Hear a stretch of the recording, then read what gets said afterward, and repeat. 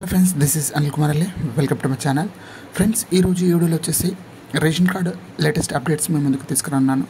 So అదేంటంటే మీరు ration card ఏ విధంగా అప్లై చేయాలి, అదేవిధంగా మీ ఫ్యామిలీ మెంబర్స్ని ఏ విధంగా యాడ్ చేయాలి, సో నెక్స్ట్ వచ్చేసి మీ ఫ్యామిలీ మెంబర్స్ని ఏ విధంగా స్ప్లిట్ చేయాలి, అదేవిధంగా సో ఫ్యామిలీ మెంబర్స్ని డెలీట్ ఏ విధంగా చేయాలి, సో నెక్స్ట్ వచ్చేసి మీ యాడింగ్ అండ్ డిలీటింగ్ లేదంటే మీ రేషన్ కార్డ్ యొక్క అప్డేట్ని స్టేటస్ని ఏ విధంగా తెలుసుకోవాలి, సో ఆ స్టేటస్ ఎలా తెలుసుకోవాలి, సో అదేవిధంగానే మీ రేషన్ కార్డ్ యొక్క అప్డేట్ని ఏ విధంగా తెలుసుకోవాలన్నది మనకి ఈ 5 పాయింట్స్ అదేవిధంగా ఈ 6 పాయింట్స్ మనము రేషన్ కార్డులో ఏ విధంగా తెలుసుకోవాలని చూపిస్తాను. ఫ్రెండ్స్ నా వీడియో కనుక మీరు మొదటిసారి చూసినట్లయితే please subscribe my channel. So ఆలోచన చేయకుండా మనం వీడియోలోకి వెళ్దాము.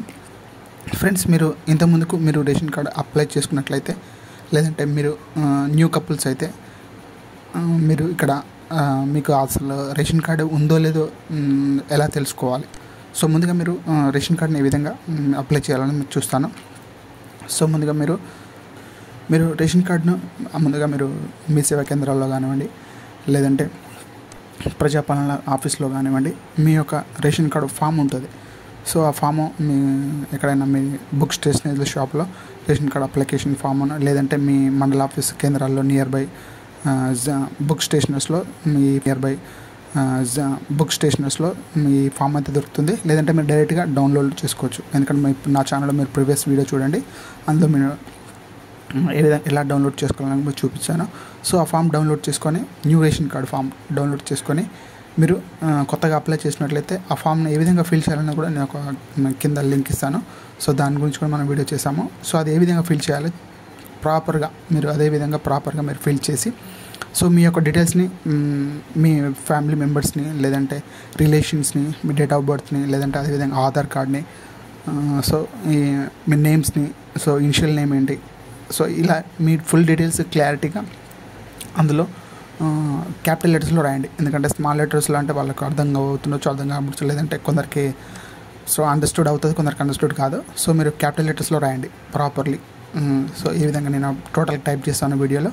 సో ఆ విధంగా మీరు న్యూ రేషన్ కార్డ్ని అప్లై చేసుకొని సో మీ యొక్క ఆధార్ కార్డ్ డీటెయిల్స్ ఎవరైతే మీ ఫ్యామిలీ మెంబర్స్ ఉంటారో ఆ ఫ్యామిలీ మెంబర్స్లో ఎంతమంది మీ ఫ్యామిలీ మెంబర్స్ ఉన్నారు, మీ కిడ్స్ కానీ మీ ఫ్యామిలీ మెంబర్స్ ఎంతమంది ఒక 4-5 మెంబర్స్ ఉన్నారో ఆ 5 మెంబర్స్ని ఆధార్ కార్డ్ జిరాక్స్ని అటాచ్ చేసి మీరు దానికి అప్లికేషన్ పెట్టేసి అప్లికేషన్కి మీరున్న నివాసంలో ఉంటున్న రేషన్ కార్డు నివాసంలో ఉంటున్న current bill recently current bill ఒకటి యాడ్ ఇచ్చేసి సో అప్లై చేసుకోవాలి. సో ఇలా మీరు కొత్త రేషన్ కార్డ్ని అప్లై చేసుకోవచ్చు. సో అదేవిధంగా నెక్స్ట్ ఆప్షన్ వచ్చేసి యాడింగ్. సో మీరు ఇంతకుముందుకే ఫ్యామిలీ ఐ థింక్ మీరు భార్య భర్తలు అయినట్లయితే మీ పిల్లలు కిడ్స్ సో భార్యది యాడ్ అయింది లేదంటే భర్తది యాడ్ అయింది లేదంటే మీ ఇద్దరిది యాడ్ అయింది పిల్లలది యాడ్ కాలేదు. సో అదే విధంగా చేయాలి. సో దానికి యాడ్ అండ్ ఫ్యామిలీ కరెక్షన్స్ అని ఫామ్ ఉంటుంది. సో అది కూడా నేను వీడియో డిస్క్రిప్షన్లో ఇస్తాను లింక్. సో అది మీ ఫామ్ని డౌన్లోడ్ చేసుకొని సో ప్రింట్అవుట్ తీసుకొని సో ఆ ఫామ్లో యాజ్ టీస్గా ఏ విధంగా నింపాలి, సో డీటెయిల్స్ ఏంటి, ఆ రేషన్ కార్డ్ నెంబర్స్ ఏంటి, ఫ్యామిలీ డీటెయిల్స్ ఏంటి, డేట్ ఆఫ్ బర్త్ ఏంటి, వాళ్ళ ఆధార్ కార్డ్ ఏంటి, సో వాళ్ళ రిలేషన్ ఏంది, అదేవిధంగా వాళ్ళ ఏజ్ ఎంత, ఇవన్నీ డీటెయిల్స్ ఉంటాయి. అవి మీరు ప్రాపర్ ఫిల్ చేయండి. సో ఫిల్ చేసి first head of the family enter చేయండి, తర్వాత హస్బెండ్ లేదంటే వైఫ్, అదేవిధంగా కిడ్స్ పిల్లలు పెద్దవాళ్ళు, దాని తర్వాత కింద చిన్నవాళ్ళు. సో ఇలా మీ ఫ్యామిలీ మెంబర్స్ 4-5 మెంబర్స్ ఉన్నట్లే ఆ విధంగా క్లియర్గా 1 by 1 ఎంటర్ చేసి వాళ్ళ ఆధార్ కార్డ్ని అటాచ్ చేసి మీరు మీ సేవా కేంద్రాల్లో అప్లై చేసుకోవచ్చు. సో ఇది యాడింగ్కి సంబంధించింది. అదేవిధంగా స్ప్లిట్టింగ్ సంబంధించింది. సో ఐ థింక్ మీ యొక్క మీ ఫ్యామిలీలో 5 మెంబర్స్ ఉన్నట్టే 5 మెంబర్స్లో మీ బ్రదర్కి మ్యారేజ్ అయిందా లేదంటే మీ సిస్టర్కి మ్యారేజ్ అయింది అన్నట్లయితే సో వాళ్ళ రేషన్ కార్డ్ని మీరు డైరెక్ట్గా డిలీట్ చేయొద్దు. సో దాన్ని స్ప్లిట్టింగ్ చేయాల్సిన అవసరం లేదు. ఎందుకంటే వాళ్ళ ఎవరైతే అబ్బాయి ఉన్నారో ఆ అబ్బాయి దాంట్లో ఫ్యామిలీ మెంబర్స్లో యాడ్ చేయాలి కాబట్టి డైరెక్ట్గా మీరు యాడింగ్లోకి మీరు ఎంటర్ చేయండి. ఆల్రెడీ అబ్బాయి త్రూలో మీ రేషన్ కార్డ్ని కరెక్షన్స్లో మీరు ఫ్యామిలీ మెంబర్స్ని యాడ్ చేయండి. సో ఫస్ట్ యాడ్ చేసినప్పుడు వాళ్ళు వెరిఫికేషన్ చేసినప్పుడు ఈ రేషన్ కార్డ్ని ఆ రేషన్ కార్డ్ని లేదంటే Aadhaar card double entry so వాళ్ళకి మ్యాచింగ్ కనిపిస్తుంది కదా, అప్పుడు ఫ్యామిలీ మెంబర్స్ నుంచి డిలీట్ చేస్తారు. సో మీరు డైరెక్ట్గా మీరు డిలీట్ చేసి మళ్ళీ యాడ్ చేయాలంటే డబుల్ వర్క్ అవుతుంది, లేదంటే సమ్ టైమ్స్లో డిలీట్ అయ్యి మళ్ళీ యాడ్ కాకపోతుండొచ్చు. సో ఇది అందు విధంగా మీరు స్ప్లిట్ చేసి మీ ఫ్యామిలీ మెంబర్స్ బ్రదర్స్ని కానీ సిస్టర్స్ని కానీ స్ప్లిట్ చేయండి. ఫస్ట్ ఆఫ్ ఆల్ మీరు స్ప్లిట్ కంటే ముందు యాడ్ చేయండి. సో యాడ్ తర్వాత ఆటోమేటిక్గా అదే స్ప్లిట్ అవుతుంది. ఎందుకంటే మీరు ఒక ఫ్యామిలీలో యాడ్ అయినాక ఇంకో ఫ్యామిలీలో యాడ్ కాదు కదా. సో అందుకనే దీన్ని డిలీట్ చేసి ఇంకో దాంట్లో యాడ్ చేయడం అయితే జరుగుతుంది. సో నెక్స్ట్ వచ్చేసి డిలీట్.